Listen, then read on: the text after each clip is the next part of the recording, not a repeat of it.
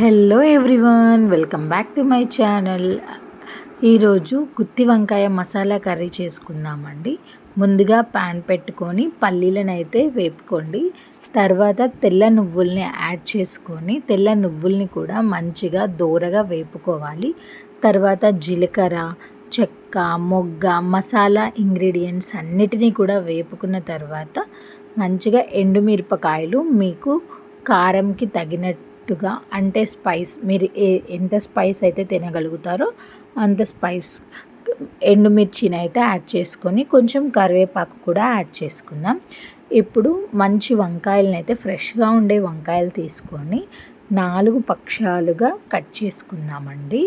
And cut చేసేటప్పుడు కింద వరకు కట్ చేయవద్దు, మధ్యలో వరకు కొంచెం ఉంచండి. ఎందుకంటే కింద వరకు కట్ చేస్తే మనకి వంకాయ అనేది విడిపోయి మసాలా అనేది వంకాయలో ఉండదండి.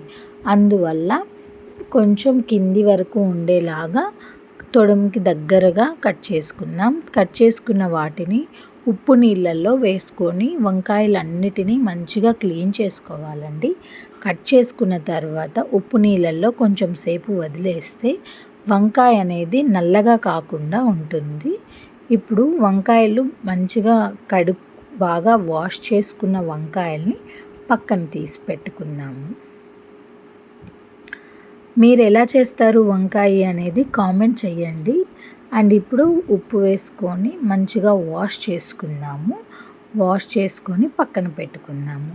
ఇప్పుడు కర్రీలోకి ఆనియన్, టమాటో, మిర్చి, కరివేపాకు కట్ చేసి పక్కన పెట్టుకుందాం. అండ్ ముందుగా మనం వేపు పెట్టుకున్నటువంటి ఇంగ్రీడియంట్స్ అన్నిటినీ మిక్సీ జార్లో వేసుకొని నా దగ్గర ఉన్న ధనియాల పొడిని అయితే యాడ్ చేసుకున్నానండి. తర్వాత ఎండు కొబ్బరి వేసుకొని మంచి పొడి అయితే కొట్టి పెట్టుకున్నాము. ఇప్పుడు ముందుగా మనమైతే పొడి చేసి పెట్టుకున్నాము కదా, ఇప్పుడు వాటర్లో నానబెట్టుకున్నటువంటి వంకాయల్ని తీసి వంకాయల్లో అయితే మన మసాలా కారాన్ని అయితే యాడ్ చేద్దాము.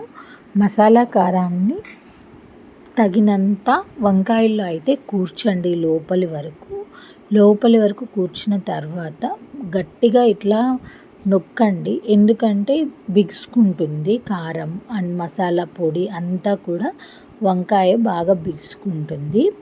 దానికోసం వంకాయలోకి కూర్చి అన్నిటిలో మనం కట్ చేసి పెట్టుకున్న వంకాయలు అన్నిటిలోకి ఈ విధంగా కూర్చుకున్న తర్వాత మిగిలిన మసాలా పొడిని అలాగే ఉంచుకోండి. మనం తర్వాత యూస్ చేసుకోవచ్చు. ముందుగా ప్యాన్ పెట్టుకొని అందులో ఆయిల్ యాడ్ చేసుకోండి. ఈ కర్రీకి కొంచెం ఆయిల్ ఎక్కువే పడుతుందండి. తర్వాత ఆనియన్ యాడ్ చేసుకుందాం.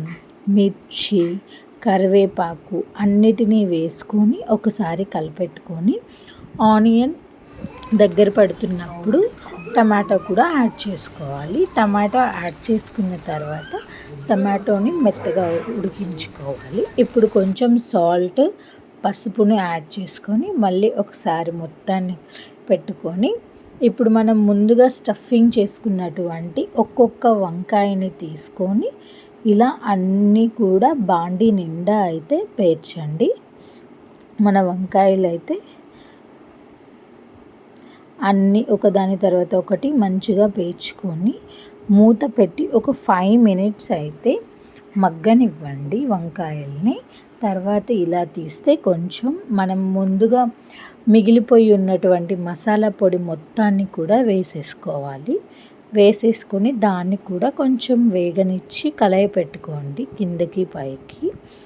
ఆ తర్వాత మంచిగా ఉడుకుతున్నప్పుడు మనమైతే మూత పెట్టుకొని మళ్ళీ కొంచెం సేపు ఆగాలి.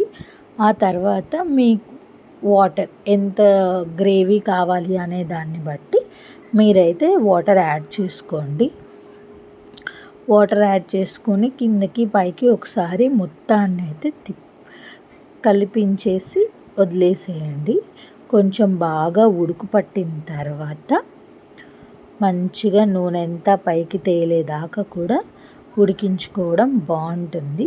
అండ్ ఈ టైంలోనే మనం ఉప్పు చూసుకోవడం కూడా జరుగుతుందండి. టేస్ట్కి సరిపడా ఉప్పును కూడా యాడ్ చేసుకున్నాము.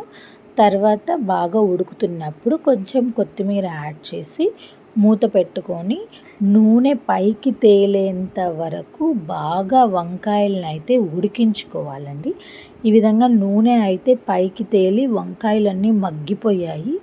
అలాంటప్పుడైతే మీరు కర్రీ అయితే రెడీ అయిపోయిందండి. Thank you for watching. Subscribe.